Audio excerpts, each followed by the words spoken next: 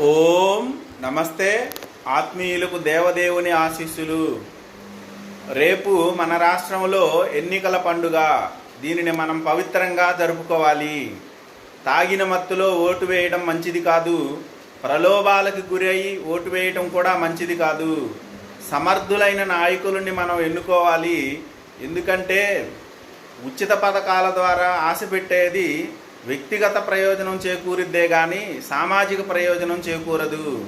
సమర్థవంతులైన నాయకులు మాత్రమే సమగ్ర అభివృద్ధిని సాధించగలుగుతారు. కాబట్టి మనం సరైన నాయకులను ఎన్నుకోవాలా.